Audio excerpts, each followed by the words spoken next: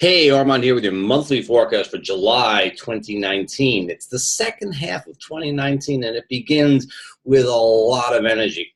We start out with a solar eclipse, and a solar eclipse is a new moon. So typically we would think of that as being a sort of quiet, perhaps implosive time, but the new moon is followed by lunar aspects, oppositions to Mars and Pluto. It's like right out of the box, we're starting to get moving again. The first week of the month, very busy week. We have the solar eclipse. Mars goes into Leo, which is always getting out of Cancer and into Leo. Much more active kind of energy, which is already sort of heating things up. And then on the 7th, Mercury stations to go retrograde. He will be retrograde until the 31st. So it's the entire month after the 7th. Mercury is retrograde. My guess is well, it's not a guess, it's not intuition. My experience thus far with Mercury just in the shadow of his retrograde in the sign of Cancer and going into Leo is that it's going to be quite the retrograde. Mercury retrograding in water signs is often a little bit of a problem. It's the electricity situation. You've got electricity and water. It's not the easiest kind of matchup. So all of the mercurial things that you have to watch out for with computers and technology, transportation, certainly contracts and business deals. You got to be real careful with those things. Try to defer them. It's only mercurial things, of course. It's not everything else. It's not relationships. It's not career stuff. It's just mercurial stuff. And more or less you wind up with paperwork hassles or something like that. But they could be pretty substantial. And again, the technology side of things can really be a bit of a problem this time around. So just be careful with that. Chiron stations to retrograde on the 8th, which is just a day after Mercury. Chiron station to retrograde in Aries might be a lot more subtle than Mercury, but it's liable to have us sort of questioning ourselves, questioning a little bit of our own sense of independence. Can I do this by myself? Can I do this where I am, from where I am?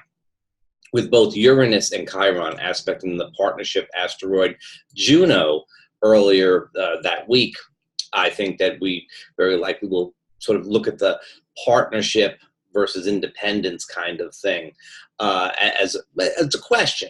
It's not an answer, it's a question. It's something that we're liable to be thinking about.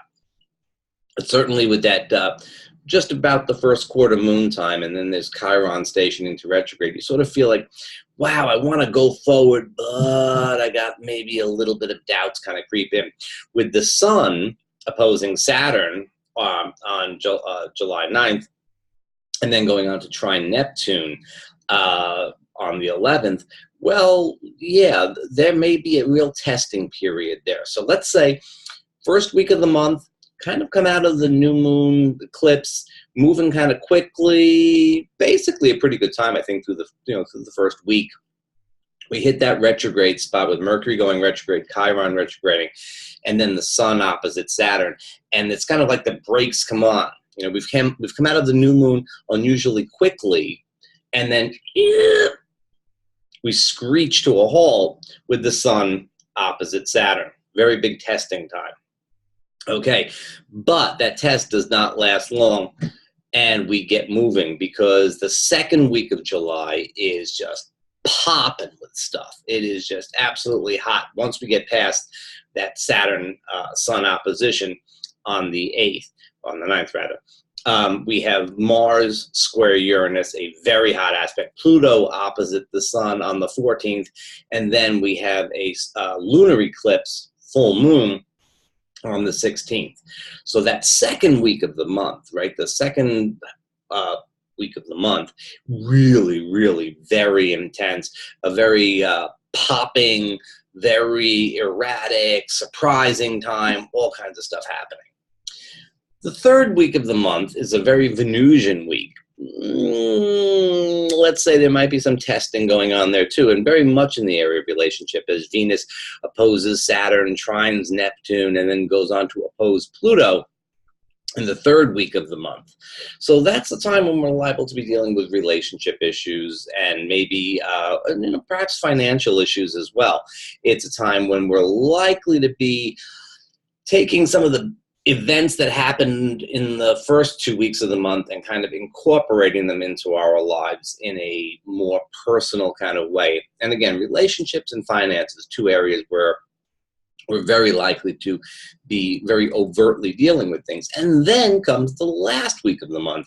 And if you were expecting calm, it doesn't really happen that way. We're going into the new moon again, the next new moon, which is on July 31st, which is the day that Mercury stations to go direct. We would think that this might be a kind of winding down time, except the sun squares Neptune.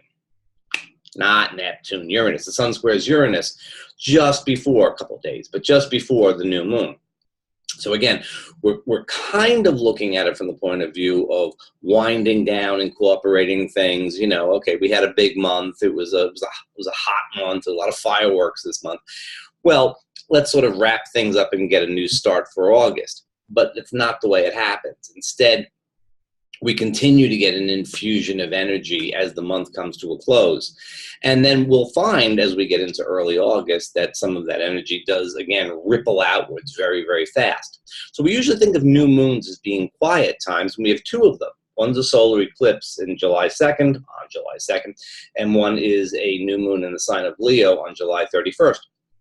We usually think of new moons as being quiet times, but this month, July 2019, there really is no quiet time. I would say the third week of the month is probably your best bet for trying to, you know, steer things in a more or less normal kind of way. Although there's some testing, and I think, you know, some folks will have a bit of a challenge there. Is this a bad month? Is it a bad month with the eclipses and the retrogrades and the hot aspects and so on? Is it a bad month? And the answer is probably not. I mean, for some people, it's going to be a bad month, but that's true every month. And for some people, it's going to be a great month. And that's true every month.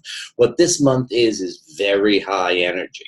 You know, when you've got that high voltage cable, you know, you have to think carefully what you want to do with it. You can do a lot with it. And in that case, it's great. It's a wonderful thing because you can do a lot with it. You've got energy this month. There's a lot of energy out there. It's like static electricity flying through the ethereal cosmos. Or something. I don't know. That's a hell of a thing to say.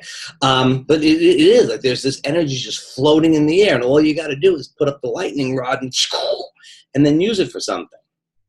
On the other hand, if you don't know what to do, or you're sort of free-floating energy and it just kind of comes into, you know, like people get irritable when there's free-floating energy around. So use it, you know, figure out what you want to do, what you want to get done, what you want to experience. You don't have to accomplish anything necessarily, but what do you want to experience? You know, what do you need to express creatively? What do you need to express to others? Use that energy. Use that energy to make it really, really work for you. On the other hand, if you think you're going to just go hide under your bed or something like that and it's going to miss you, no, you're just going to have it's going to be a shit time under your bed. That's not good. So what you're trying to use this month's energy, use it constructively, use it creatively. There are going to be a couple of spots, I'm thinking right around the 7th, 8th, 9th. It's going to be hard to feel that you're using it creatively and it's fun and all of that type of thing. But other than that, I think you've got a pretty good shot of making this a great month if you use the energy constructively. And I'm sure you will. Right?